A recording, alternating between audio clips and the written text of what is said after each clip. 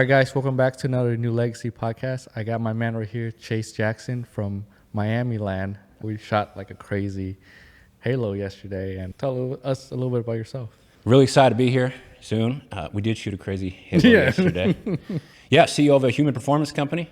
Run a team of coaches to help people with their performance and longevity. And we use our background in pro sports to help people become physically and mentally elite. You mentioned that you help Olympic athlete medals too as well. Yes, yeah. So we have a couple coaches on our staff who have decades of experience working with Olympians. And it's not only working with Olympians, but it's easy to get people who are 50 pounds overweight to 30 pounds overweight. Or, you know, what they did is they made the top 1% to the top 1%. They went from Olympians to Olympian medalists under their guidance. Specifically, one of my mentors, Dr. Michael Ripley. So, tell us a little bit more about yourself. Like, where'd you come from? So I come from a whole background of entrepreneurs. Great-grandfather was an entrepreneur. He went out west from, I think, Ohio and started scooping up land along the California and Oregon coast. My grandfather was an entrepreneur and dad was an entrepreneur. So that has always been in my blood. And while at the same time, I've been very physically active and energetic, and sports have always played a huge aspect in my life. So my life can really be combined as a combination of those two things. Damn. So, was fitness part of your whole life? Or was it like something that you used to be able to take yourself and your journey to the next level? That's a great question. It was not. And what I really found out when I was about 20, 21 years old was that fitness can be, because I had a lot of energy growing up. School was not my thing. It's very common for a lot of entrepreneurs. Yeah. And I didn't really, so I was leaking, the term I like to use, I was leaking a lot of energy. I didn't really know where to use it because I didn't go to school very often and I got in trouble in school. I wasn't able to succeed in sports, which I felt like was my calling. And so I was spinning a lot. And then around the age of 20, 21, I really started training diligently. And what I found was the more you take control of yourself physically, then the more you can conquer everything else in your world. It was a big shift for me. And, I'm just a big believer in challenging ourselves and getting in uncomfortable situations, because even if we try and avoid it, life's going to bring them anyway, as like what we saw yesterday. Yeah. So by training ourselves every day, putting ourselves through workouts that are challenging physically and mentally, we're preparing to conquer whatever else life brings. Yeah, you were so calm yesterday. It was kind of crazy. Backstory to it. Drew could probably listen to this too. I think he saw on the story. So we did a beach shoot, right? Like yesterday, a little bit story on the beach. Someone got into his bag and stole the keys to the Jaguar and also his cell phone. So he ran all day without the cell phone and the keys. It was adversity, uncertainty, but you handled it really well. Like most people will freak out. You're just like, yeah, it'll be fine. Let me just go in the water and come out again. Like Aquaman. Yeah. I was like, damn, he's just like chill. Like obviously I could tell you've been through a lot and it doesn't faze you. And I was like, that's kind of badass. A lot of people who are in this space, there's some adversity happen, they like either freak out or like bounce. But you were like, hey, we're here, let's get this done. Boom, boom, boom. Opportunity, for this moment only, because, you got to protect. Yeah, I take pride in that. Yeah. And the term I like to use is relentlessly solution focused. And I want to commend you guys as well. I thought you guys were fantastic in that. But I take leadership very seriously for myself, for my family, for my kids, for my team. And if the leader's not able to stay calm under pressure, then the things are going to go sideways really quick. So I appreciate you saying that, because I take a lot of pride in that. How do you stay calm in a situation like that, where like you got robbed, and we're just like, fuck, like, Yeah, so there's a number of tools I think that I use, and I put a lot of them into effect yesterday. Give us one or two. For sure.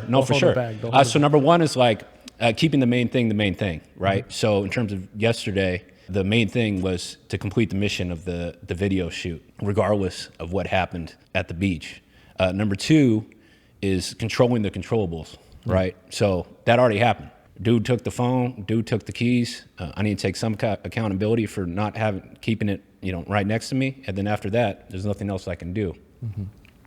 And then from like a higher level perspective, going back to fitness, I'm a huge believer that our physiology drives our psychology. So the better we take care of our body, the better our mind is, I believe, able to stay calm and stay in control in situations like that. Mm-hmm. So those were 3 of the things that I used yesterday, 3 of the tools. And that's why you had to like literally have that discipline and fitness to ground your day. Yes. Yeah. I think discipline it's a really commonly used term, right? Mm-hmm. Nowadays, especially here, you need more discipline. And I'm a big believer in tools. So that's why I said that. So like, what does that mean? So it's like you need more discipline. Well, what are the specific tools you can use to become more fit, to get your mind dialed in, to be able to lead who you want to lead? Mm-hmm. Typically, what do you see? Obviously you've been training people for like 15 plus years. 15 plus years, yeah. Yeah, and so you've seen a lot of, patterns and repetition. Mm-hmm.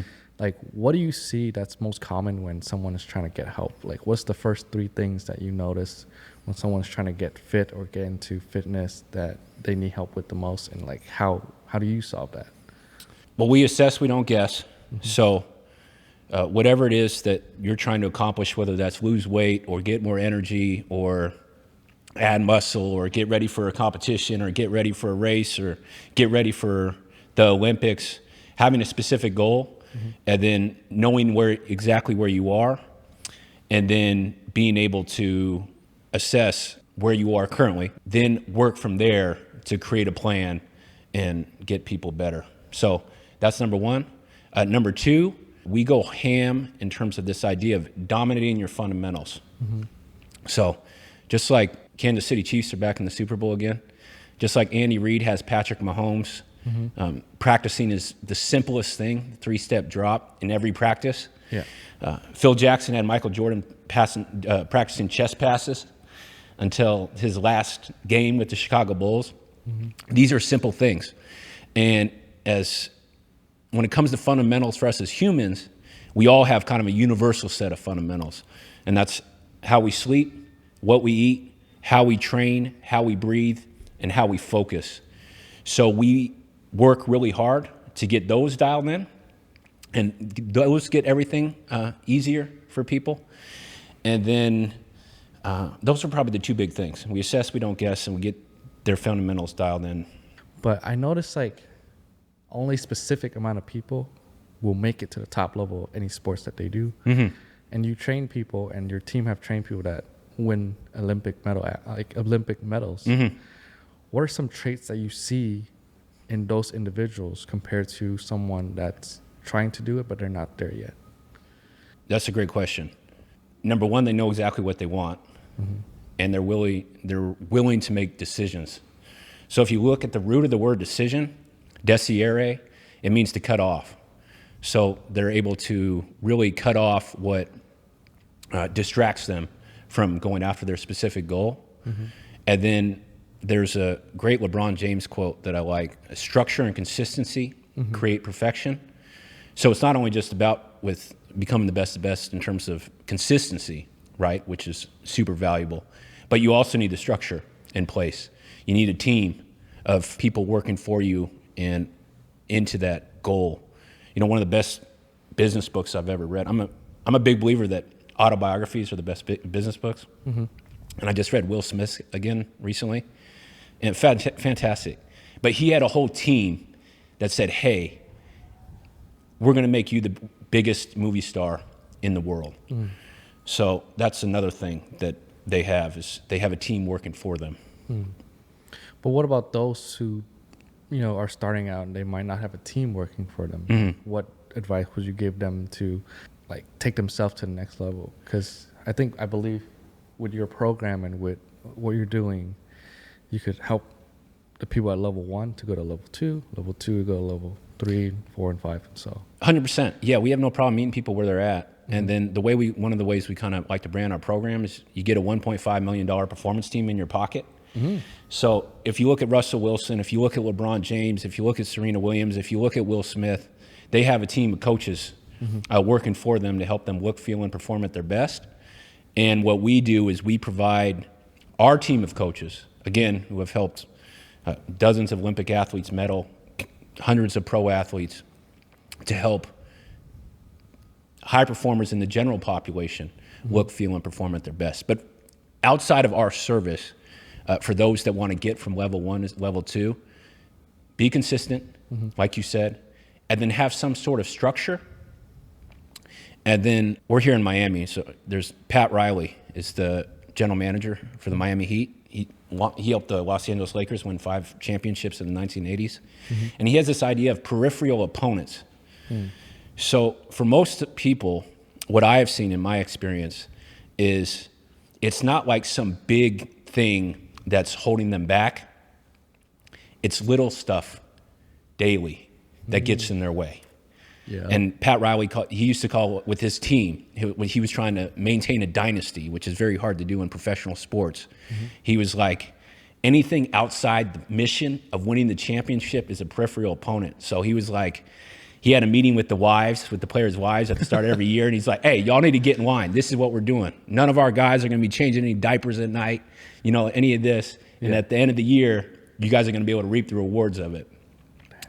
So we use that as an example, media.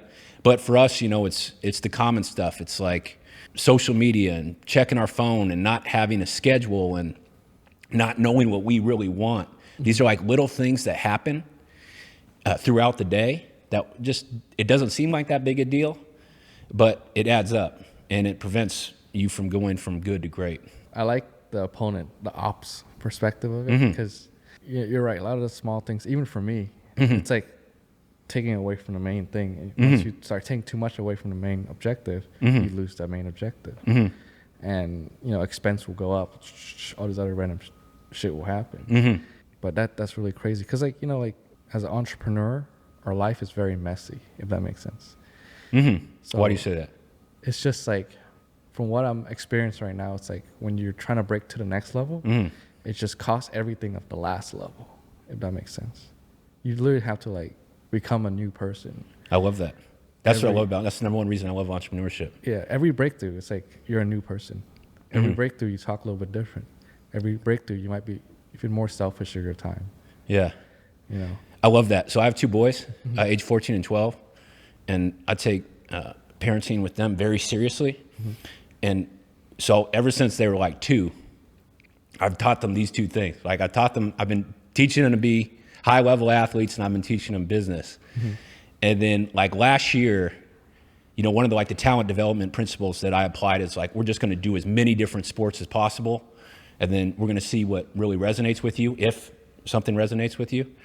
And then they both went all in on basketball. It's we want to go to the NBA. Yeah. Okay, so that's great. That's an outcome goal. But what I am most concerned about is who do you need to become to be able to be that professional basketball player? And just like what you said, who do you need to become as an entrepreneur to reach that next level? Yeah. And I think it's a really good, especially for entrepreneurs, it's a really good, wise mindset to have. It's we win or we lose the money, and it doesn't work. But if you're growing and you're building skills, then it's not for loss. It's time to pivot, try to something else. So I love what you just said. I think you're completely right. And it can be messy because you don't know what the path is. Right. Even if someone gives you advice and someone who has a proven method, overall, humans are just not that good at predicting the future. So it's they can say this is what worked for them, and it could work for you. Yeah. But you don't know. You don't know because you're different. Yeah. Situation's different. I love that though. I wanted to know, so, I might trigger a lot of people for this, but, a lot of artists are broke.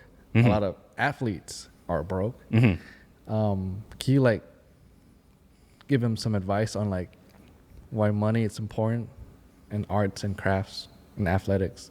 It goes hand in hand, I think, from my point of view.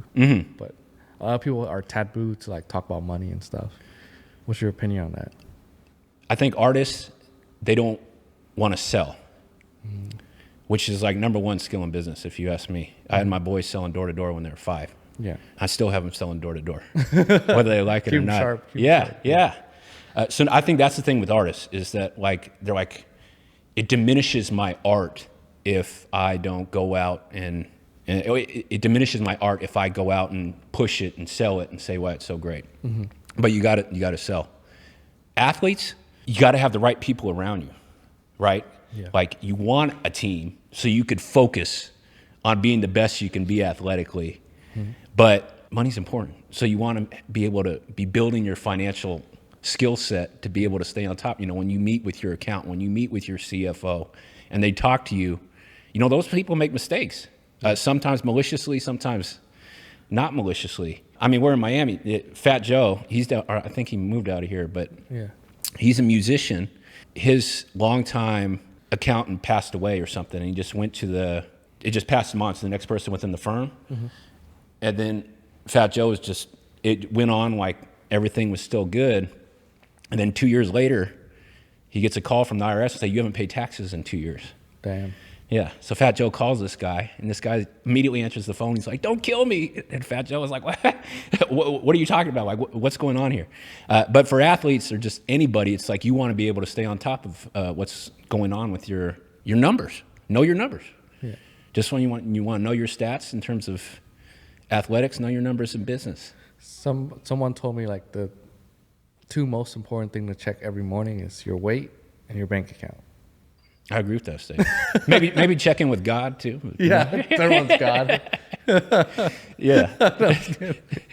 Yeah, but I like that. Yeah. Just stay on top of it. And then I think there's so much stuff that gets kind of pushed on us when we're younger in terms of culture. Because I didn't like school at all, but now I spend a lot of time reading textbooks, right? So how did I get here? It's because the way things are taught in school is boring, right? And we're taught that most, especially boys, it's like, you're not good at, like, I don't like math. I want nothing to do with math. Well, if you like money, you should like math. You know what I'm saying? And like all it is just arithmetic overall. Know your profit and loss statement. Yeah. Know how much is coming in, know how much is coming out. How much is coming in you got in your left pocket, how much is going out in your right pocket. Make sure that this pocket keeps getting more than this pocket. Yeah. I love that. It's you know, the thing about like the podcast I do is like it's not about just like one subject, because like human as a whole, there's like elements that we have to balance in order to have our business running, our life running, and you know, our purpose going on. Like any of those pillars taken down, like finances, love, shelters, stuff like that, the Maslow hierarchy, like that will throw somebody off, you know. Yes, and. Oh, go for it. Yes, and. You got something right there. So one of the things that I'm actually working on potentially writing a book on this, but so like at SuperAthlete, we have like 2 parallel lines of what we teach. So the first one is like, let's get everything dialed in. Let's get your blood work dialed in. Let's see if you have any genetic deficiencies. Let's get your training dialed in. Let's get your nutrition dialed in, your sleep. You know, let's have you work with a coach, and you're just going to keep incrementally getting better. And then the other line is, how well can you perform when shit goes sideways? Ooh. How well can you do these things when shit goes sideways? Because I have a friend named Clive Brewer who's a sports scientist, and every single team that, I don't know if it's direct correlations, obviously not, because there's so many different factors involved, but every team that he's been involved with has made at least the playoffs in MLS, MLB the last 20 years. And he gave all his players when he was on the Blue Jays an Oura ring so they could track their sleep. So they would make fun of him. They would go in and like, on a pitcher who would be pitching that night, he'd be like, hey, Clive, my Oura ring says that I got like a 40, like out of 100, like I'm fried. Do you think I should pitch tonight? Like joking, like, I don't give a fuck what this thing says. Like, I want to go out there and I want to do my thing regardless. Yeah. So I think there's definite validity to what you're saying, but then there's a skill of like, if one of those things gets knocked down, am I going to let it domino and impact this other stuff that's in my life, these other pillars that are important, or am I going to be able to compartmentalize and move forward? Yeah. Like one of the things I see on my journey and a lot of entrepreneurs' journey is they sacrifice, you know, they'll keep everything else together, but they'll sacrifice sleep. They'll sacrifice themselves. But from your perspective as a high level fitness trainer, lifestyle coach, like how much sleep do we actually need? One of the lines we like to use is that a great day starts the night before. And I mean, the science is pretty unequivocal on sleep. And then, so I think it varies from person to person. Yeah. Like it's a level of awareness that you need to have, which I think self-awareness is a huge skill for entrepreneurs, athletes, anybody, especially in the world that we live in now that's so distracted. And then also with that, again, can you perform on 4 hours of sleep, 5 hours of sleep? Yeah. Like you need to have the awareness. Like, yeah, okay, I'm grinding for 4 or 5 hours. Am I taking a second to reflect on that? Is this working? Am I getting results? Because if it is, shit, maybe more power to you, you know? but to have that, I think is, overall, I would say sleep is very important. Yeah. Is there like a general guideline you have, like, oh, you should sleep this many hours, or just varies? I think it varies person to person. I think the science is, you know, like 80% of the population does very well in like 7.5 hours. I'm a huge believer in rituals and routines. Yeah. And especially, this is something I learned from a gentleman named Darren Hardy about 10 years ago. He calls it bookending our days. So like, we have a bunch of stuff that happens in our day that we can't really control, but we have the most control over the first hour of the day and the last hour of the day. So when it comes to optimizing sleep, I would recommend having a few small things that you do every night before bed and using that as a way to prepare you to get a good night rest, whether that be 9 hours, 8 hours, 7 hours, 6 hours. Yeah. So, you know, athletes or not, I see them consume like alcohol. Like, does it really affect training and physical performance that much? Or is it just, if you use it in moderation, it's not bad? What do you think? I'm not a fan of alcohol. I think alcohol is toxic, and there's other substances that you can use to improve your performance and have fun. But for me, again, it comes down to awareness. If you're an athlete, and we're talking about specifically how well you're going to play on game night, and the night before you have a drink or two, how well do you play? Make that call for yourself. Then, did this help my performance? Was it neutral? Was it negative? If it was neutral or it helped, and I like drinking, have a drink or two. Yeah, that's pretty cool. So in terms of training wise, like how do you put, you know, the family worries aside? How do you put the finance worry aside so you could focus more on what the craft you're doing? Because, you know, obviously, as we mentioned, like social media is very distracting. Like how do you, like at what point do you draw a line from the outside world and push it back? Have you ever heard the concept of flow? What is that? Like getting into a flow state? Yeah. Getting in the zone? Yeah. Okay. The guy that founded that or created that was a gentleman named Mihai Csikszentmihalyi. Very, very, very, very intelligent guy. I mean, he came up with this concept of flow, right?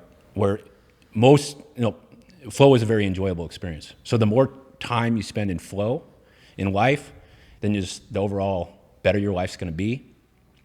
And what he says is our ability to put our attention where we want, when we want, for how long we want, determines the quality of our life. So to be able to figure out exactly what you're going to do and then not have any distractions along with that, that's going to be good for the task in itself, and then also understand it's going to be good for your well-being and just how you feel about yourself at the end of the day. How do you get into that state? Because that's, you know, for some people, they don't know, it's really hard. They only experience like a couple of those a month, you know? Yeah. Some people don't even experience at all if they're not like productive. Yeah. Well, the guy that has done the most research on this in the past 25 years is a gentleman by the name of Steven Kotler. He has a number of flow triggers that need to have to get there. And there's 12 of them, but like two most important is you want to be able to do something that like it's challenging. Like it's not too challenging, but it's challenging. That requires a level of focus. Yeah. And then also you want to have a specific target of what you're trying to do. So like if you're a surfer, it's staying on the wave. If what we were doing yesterday with the halo shot on the freeway, with being able to get the McLaren as close as we can to the truck, that required some level of flow to be able to do that with all the different variables going out. So those two things, being able to kind of incrementally stretch yourself. So like, am I pushing myself here? And then to have a specific target of what you're trying to do are two things that can help you get into that state. Yeah, because that state is where you get the most growth. That state's where you get yourself to the next level. That's the breakthrough stage. I think if you could get into that state like twice a day or so, I think within like a couple months you have $1 million business. And then what puts you in the flow? What puts me in the flow? Running. If I have a problem, I just go run. Problem solved. It's kind of crazy how that works. That's why I want to do my run across America. I want to see how many problems I can solve. Yeah. I love that. Can you say that again? I just want to see how many problems I can solve with my run across America. Yeah. Because that is amazing. Jeremiah Solvent. Okay. He's like, every time I have a problem, I go for a run. Every time I have a problem, I go front. Boom, solution. Boom, next level. And I'm like, that's so true. Every time I have a problem, I go for a run. It's like one of the easier way to get into flow state. Anybody can run. You don't need a gym. You don't need like to drive anywhere. Just go outside, put some shoes on, run. But also, I'm also doing it for like a good cause too. I want to help Feeding America donate 1 million meals to those who are in need. And under the Team Feed program, there's like Dwayne with one of the sponsors and Tony Robbins. So those are like my ops. So I just picked the biggest dude and like, yeah, let's make that my ops. That's amazing. That way I could stretch a little bit higher. So I think you're gonna have the consistency piece down for that plan. I think I push you to have a little bit more structure. Yeah, and that's what I need too. Like in terms of the run. Yeah, because a lot of the questions I ask on the podcast is actually I'm asking for coaching advice from the people I know. Well, let's talk about this for a second. Okay. So you're running from LA to New York, New York. Park. Yeah. 20 miles a day? Yeah. Every day? Pretty much every day, yeah. Okay. I want to see if I can like stretch a little bit more and do 30. Even if I have to walk, I'll walk. Yeah. So a couple things I think could be valuable there. Yeah. So there's this one of the original sports scientists in the United States is a gentleman by the name of Jim Lohr. Yeah. And he really became well known is that he studied the top tennis players in the 1980s. And he was looking at what separated like the best of the best from like the top 25. Yeah. Like what's the difference between being 25th in the world and then first in the world? And then he couldn't figure it out. He was like, it's not athleticism. It's not skill. What is it? And then after years of like just working on this problem, what he found was it was the time between points that the best did. They did the same thing pretty much every time in terms of between points. So it conserved energy. So by the time, tennis is a very underrated in terms of how taxing it is on the body. It's so much acceleration and deceleration. By the fifth set, what he found, these are 3-hour matches, was the separator. They would have more energy to be able to finish the fight. So I think for you, being able to really get a really strong ritual and routine in terms of how you're spending time outside of the run and the walk, I think is going to be super powerful for you in terms of conserving energy and being able to really keep the main thing, the main mission. Yeah. So let's build that routine right now while we're on camera so other people that are watching this can get a glimpse of your program and what it can do for them. Okay. So we have an RV. There's 3 of you. Yeah. And you're running behind the RV? We're going to park the RV in an RV spot or so. Okay. And we have the car following. Okay. Yeah, for safety. Yeah, so let's just go through the fundamentals here. So I would figure out a comfortable place to sleep. Do you have an idea of how you're going to sleep in the RV? We have a nice bed. Yeah, okay, you have a nice bed? Yeah. So I would get that dialed in. And then when are you planning on running? First thing when you wake up in the afternoon? Yeah, so I plan to run between like 4 a.m. to maybe 8 or 9 a.m. sunset time. Not too hot. I don't want to get sunburned. Yeah. Yeah. You're going to be going in spring. Spring's a good time to do this, huh? Yeah. So I actually did my research. Yeah. The March to September is the best. Yeah. That's great. Okay, so we're waking up at 3:30, 3. Make sure to do a dynamic stretch. One of the things I learned from one of my mentors, Dr. Michael Ripley, is not only has he helped 38 Olympic track and field athletes medal, but he also helped LSU win 9 straight national track and field championships, is you want to make sure that you're doing a dynamic stretch before the run and after. And what I mean by dynamic stretch is that you're stretching while elongating the muscles while moving, you know? Yeah. Have you ever heard of like an active dynamic stretch sequence or anything like that? No. Okay. It's something I can share with you after. So that would be super helpful. And then in terms of nutrition, I would make sure that you're getting enough calories because you're going to be burning so many. And again, if you could have like a food service or a food prep, but, you know, where you don't have to worry about what you're consuming, and then I think that would be super valuable. You said someone recommended to you to just put everything in a blender. Yeah. Okay, Like, that's legit. they're like, hey, you know what? Your body ain't gonna have that much energy to digest all that. Yeah. But again, like that team, they were running 50 miles a day. 50 a day. Yeah. What I'm doing more as like, hey, I'm gonna show you guys fitness is, you know, motivating. Boom, boom, boom. I just want to show people like, hey, this is cool. Can get you your life together. I just want to push fitness for everybody. That's pretty much. I think that's beautiful, and I think that is why I think you're going to be able to succeed doing this. Is because you have this why, you have this purpose, which is going to help you get on the road every day to be able to do that, to know this is what I'm doing.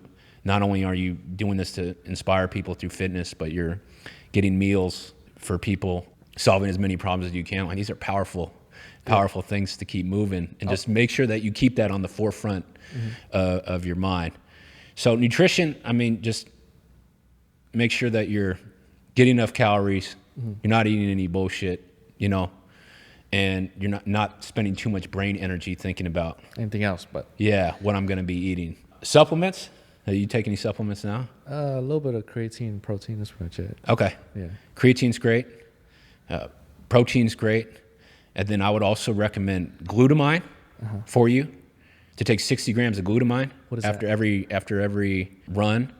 It's a supplement it's going to really help you recover, and also it's going to help prepare your muscles for the next day. So I would add glutamine to your regimen, and then I'll also add fish oil. Okay. I'm a huge believer in fish oil, large amounts of fish oil in terms of what that does for the body and the brain. So I'll do those things. And then, man, if you could get a masseuse that could go with you, that would be so good. I'll just get my cousin to do it. Yeah. I mean, something's better than nothing. Yeah. But, man, I'm telling you, that would be so helpful in terms of your recovery. Just to push out all the lactic acid. Yeah, push out all the lactic acid. So, you know, wake up, you're doing the same stuff. First hour, you don't have to think about it. Doing your dynamic stretching, you're getting out, you're running, you're walking, you're coming back, and then in the afternoon, ideally, you're shooting content. What's the plan? Yeah, we'll shoot a podcast. We'll do some motivational speaking.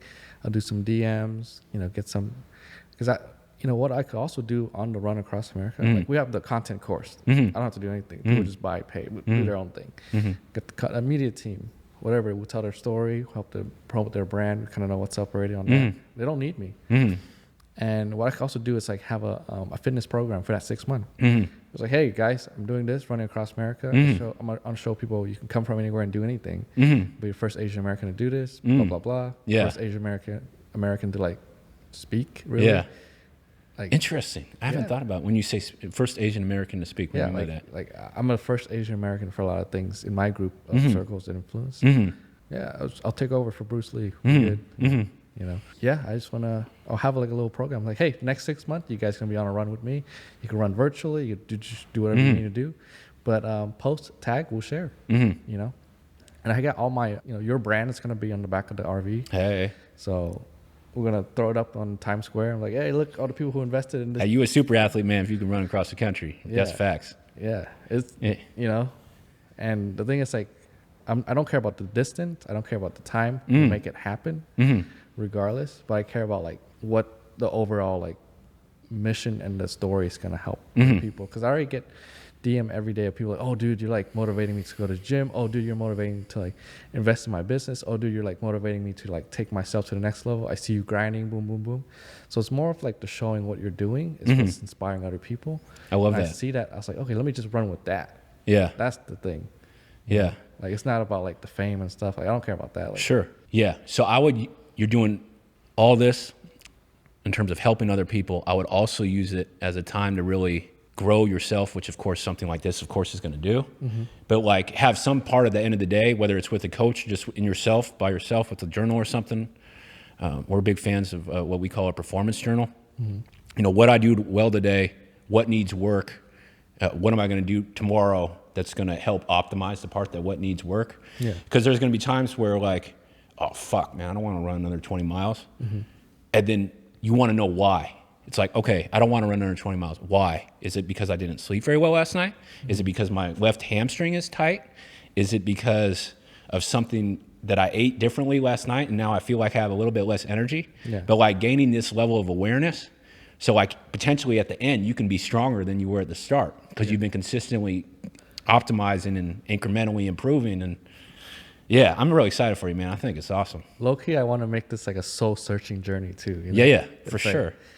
more like time for me to think, you know, what's going on. And also like, I don't know, like it's more of a history book move too as well. A history book, you know. Yeah. I don't know. It's a lot of elements to it. But I think if I have to do anything normal, I'll be so bored. That's why we shoot the Halo. Like literally, like every Halo we do is something crazy. Yeah. You're a high dopamine guy. You're like me. Yeah. Yeah, I love that. A lot of entrepreneurs are. Yeah. Yeah, and then you mentioned that there was a Belgian guy or something that was going to run with you potentially? Yeah, there's a gentleman that already walked across America. So he was just going to coach me along the way too. Okay. He wanted to join the journey. So the one thing I think, or another thing that I think would be helpful is like one of the big, I feel like, missing things in fitness is competition. I'm a huge believer in competition. Yeah. Competition, we are wired to compete. And then as long as we're thinking about competition for improvement rather than winning or losing. Yeah. But having somebody with you, I mean, this is really common with like ultra marathoners and things like that, is they'll have pacers, and those pacers are pushing them to make sure that they stay on their mark. So having people like that, and man, you could, you know, just say, hey, I'm going to be going through Las Vegas on my journey east. Do you run? Are you a consistent runner? I don't know what you're planning in terms of like mileage time at 730 miles. Yeah. Can you push me to this next location? And then the brain is just automatically, it's going to be wired to try and stay with them. The person like a prey. You know? Yeah. No, that's actually 100%. smart. I'm gonna use that. Because I host a couple like run event and like 20 people show up out of nowhere. And what I'm seeing a lot is people that are trying to get into fitness and people that are like fit and trying to get to the next level. They just come out and run, and we make content. And you do this in the Bay? Yeah. Where do you do it? That's like a nice area called Bishop Branch. Multi like $1 million area. Yeah. Beautiful. We do our run there, and a lot of people come and join. They join, come run, donate, and then we get this food sponsor at the end. Yeah. But it's so rewarding. Just like, so like if they come, they're like, hey, they're right on the little sheet that we have. Oh, we're gonna run 2 miles. I'll push them to do 4. Yeah, I love that. And then there was a couple people where like they put 1 mile, they did 9. Wow. Yeah. Yeah. So like I'll just be cheering for them, or they see me like run more, and then they're just like, oh shit, I'll walk another one. Yeah. Yeah. So yeah, it's like a group thing, you know. Physical fitness is super powerful for that physical activity in terms of the social piece. Yeah. We take pride at SuperAthlete in terms of the community that we build, but you know, sometimes it's just hard to find people in your inner circle day to day that have your similar goals and alignment. Yeah. So the more people that you can connect with that, man, and then you get into group flow. Yeah. The group. I think that's what it was. The group flow. Which is even more powerful. There's no way that everybody did 2 to 3 times more than what they came for. You know, and I was like, this is pretty crazy. This person, I got a couple people who never run a mile, or like, you know, whatever on their own time, did 5 with us. Yeah. You know. Yeah, I'm not gonna lie. When stuff got stolen out of my bag yesterday. That was like one of the things I was thinking about. I was like, how well as a group can we just keep this completely moving forward? And man, you guys are amazing. Like that was like, it was like, okay, next shot. Yeah. And we got to Yeah. feed the guys too. Yeah. Jared comes up. Yeah. Yo, I'm hungry, bro.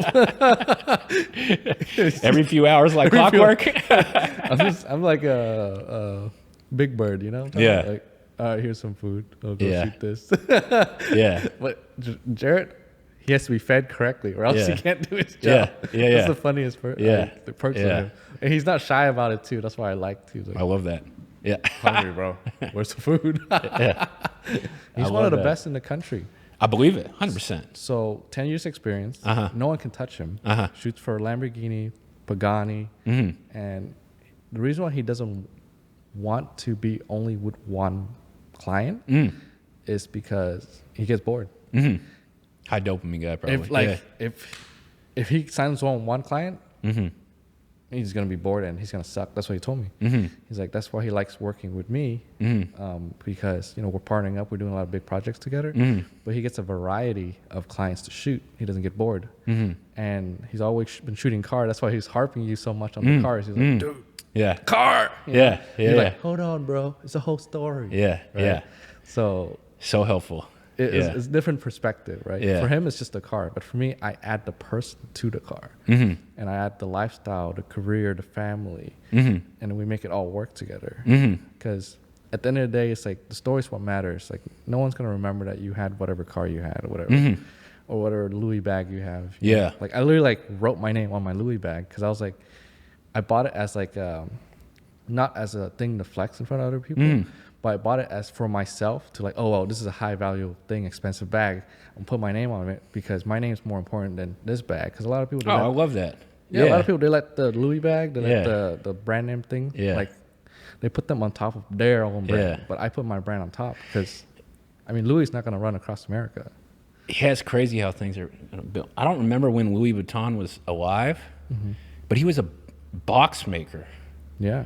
Like he made boxes. Like his story was like he walked 200 miles in France to Paris to like make boxes for people. And then look at what it is now. Yeah. And Kraken Media started as an IT company. Okay, how do you define that? IT. We just do like security camera, networking, and some websites. Okay. And then our website starts to do well, and then they want us to take some picture. We take some picture with the iPhone, and then we start to get into the camera. Mm-hmm.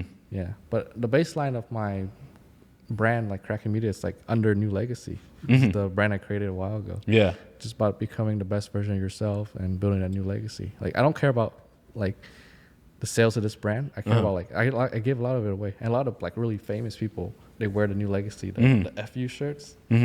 It says "fuck you" in pinstripes, but it's a diamond. But when you put it on, it makes your shoulder look wider. And then how do you define the best version of yourself? I think the best version of yourself is like, I forgot who said it, but like when you die and you go to hell or heaven, I don't know, depends on the person you are. You're gonna meet the best version of yourself there. So if you fucked up, you're gonna see what you could have been. Yeah. And that would be pretty bad. Yeah. But if you That's powerful. If you reach your version of yourself, your high version, and you Yeah. see and you guys match, Yeah. boom, the arc is complete. Yeah. But if it's not, the arc is incomplete. Yeah. And you're gonna be in hell. Yeah. From what I've seen, like imagine like if you walk up to Chase 10.0 and you're Chase 3.0, that's hell. Yeah. Yeah. Yeah, I think that's one of the, like entrepreneurship has become so like the thing. Now it's really interesting because, again, I've been around it my whole life, and I remember like my dad had a shirt and he had it spelled wrong. It's spelled like Ontra, like ONTRA. Yeah. But it just was not a thing to be like an entrepreneur in the 80s, 90s. It just like wasn't a thing. Yeah. I think everybody, if people are inclined to do it, I feel like, go give it a try. I think one of the biggest, if not the biggest benefits to it is the growth piece. Like, who do I need to become to be able to do this? Oh, 100%. Yeah. I feel like every time I level up, I literally have to kill my old self. I think I'm at like the 6.0 or 7.0 version of Yeah. myself right now. Yeah. Yeah. Yeah. Joseph Campbell says you have to, the snake has to shed the skin to become the newer version of itself. Yeah. It's just, And that's hard to do, right? it's pretty hard. I Yeah. was like, damn.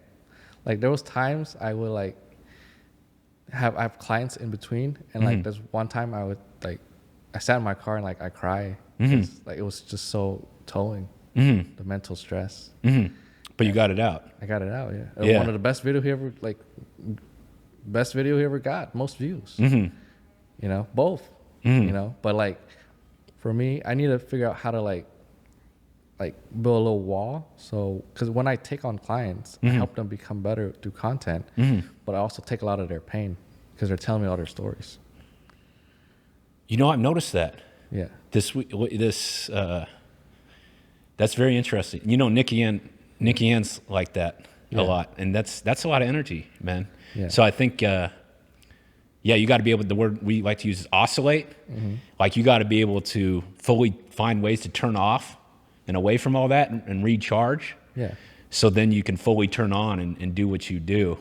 Because that's powerful, man. I mean, for you to be, because, I noticed that this week. Like, you do an amazing job of getting your clients to be able to share that. And then, of course, with your personality type, you take that in. So that's legit. Yeah. So God bless you. Yeah. Yeah, it's pretty wild. So I got to figure out how to handle that.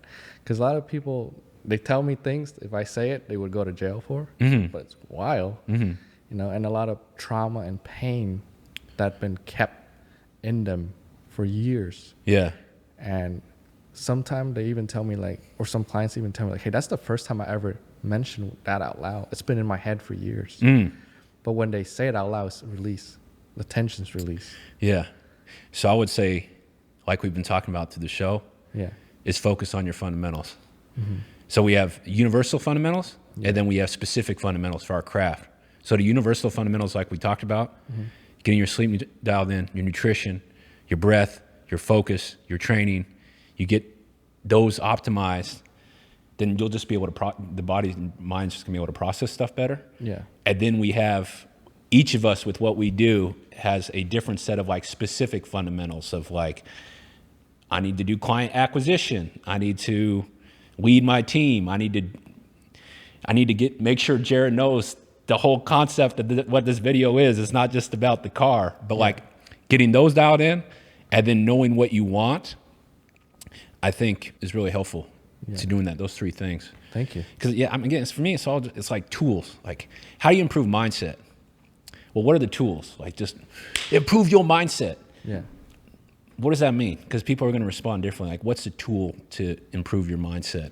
So I'm a big believer in tools. Like, I believe in energy too. Like, I think like, let's say you sign up for a high level coach, and I have, like, I think, I signed up for Wes, I signed up for some other coaches, but like, not only is the content or the framework is valuable, I think you also take a piece of their energy onto you, right? Yeah. Because you're like, oh yeah, no matter what, he got my back. Yeah. Or no matter what, this person got my back. Yeah. It's kind of like crazy, but I think in terms of it, I call it the alpha's approval. I don't know if you ever heard that concept before. No, but I love what you're saying, because So like my whole life has been about finding mentors and growing. And then like if I'm thinking about something and then I think I have like a conclusion on it, and then I go to one of my mentors or coaches and they agree with it, I don't have to think about it anymore. It was like, you know what I'm saying? Like, alpha's approval, like, okay, this is what I'm thinking. Alpha approves that, then, we're good to go. Like, so no more brain energy on that. Next. Yeah.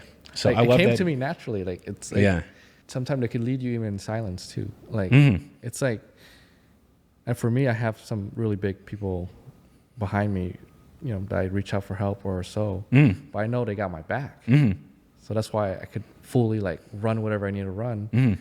And I don't have to worry about like, oh, this, that over there, like the small stuff, that you say that takes you off the path.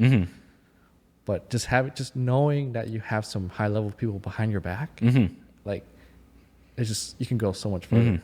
Yeah. And for all of those listening who feel like they don't have the high level people yet. The alpha approval. Yeah, alpha approval yet. Yeah. You know, it's like, don't focus on winning the championship. Focus on what I need to do to have the championship level performance. Yeah. And then embrace that life's uncertainty, so you don't know when these people are going to come. But once what's the line? Once the student's ready, then the teacher will appear. Yeah. Yeah. It's pretty wild. And then also, I've always been relentless about seeking out mentors and coaches. So one of the, like how SuperAthlete kind of evolved to where it is now is my whole background has kind of been half in the athlete performance space and half in the business space, right? So I would connect with all these really high level coaches in the high athlete performance space. And if I really want to speak with them, then I would be pretty relentless being able to get their time. And what I have learned is most people, or not, yeah, I mean, most people at a high level, they want to give back. Like it's like the next step in like the human journey. Yeah. You know, like I got a mentor that is 96. I got a mentor who's 73. Yeah. I got a mentor who's 65. And those are my favorite ones, because you can have a skill set at our age. You can have a skill set at 25 that can provide some wisdom to people. But if you have that skill set and you've been on this relentless quest for growth and improvement for 50 plus years, it's beautiful, man. Yeah. Like the way I run my business is not like, I don't have like a email list. I don't know. I just build good relationships. And they want to do business with me first before they see my prices. Because I would say some of my prices are pretty outrageous. Yes, and. Yes. I mean, right. It's like you can turn that into an ROI. Yeah, because literally, like, we're increasing our price every month to slow it down, and it's not slowing down. And I can't even keep up. You know, it's just kind of ridiculous. So that's why I have to bring an operational manager in. Find a good one. Yeah, it's That's hard. super valuable. It's hard. It is hard. And entrepreneurs do not have an operational brain. So if you can find that, Yeah. it's really good. And then I think that's one of the reasons why there's been so many really, really, really successful men that have had a strong woman with them, behind them. Yeah. Because they handle a lot of that operational stuff, whether that's with the business and or without, you know, but everything in their life. So they can really focus on the big vision and the building of the things. So you're saying I should make a halo for myself and put it on Tinder? Yes. That would be sick. Huh? There ain't going to be no swiping right on that one. So one more question I wanted to ask you before we close out. How do you deal with uncertainty as an entrepreneur? You've been doing it for like 15 years plus. That's the biggest thing when humans don't know how to deal with uncertainty and functioning, operating, and moving forward, taking one foot after another. Yeah. So this is something I learned from Phil Stutz, who's a therapist out in Hollywood. Yeah. And this is like super, super, super powerful that for people to take this in, is that there's three, he calls it the three laws of the universe. There'll always be uncertainty. We'll always feel pain, and we'll always have to, he says the term of like we'll never have to be exonerated, but like we'll always have to work hard. Right? So we're in Miami. So this is like a great example where you see, you know, people going by on the 150-foot yacht, you know, sky is the limit, going on in the background. Yeah. And it's like, you're on that yacht, but even whatever it is from where you got to where you are now, your life's still going to have uncertainty. Your life's still going to have pain. You're still going to have to work hard and figure shit out. Yeah. So because of that, knowing that, it's empowering, because then it's like, it's not whether or not I'm going to have this uncertainty or this pain in my life. It's like, how well can I deal with it? Yeah. Like for me, to be able to keep up with all these high level people I'm working with for content, I read like 55 or 60 self-help books. Okay. Any of them stand out that immediately come to mind?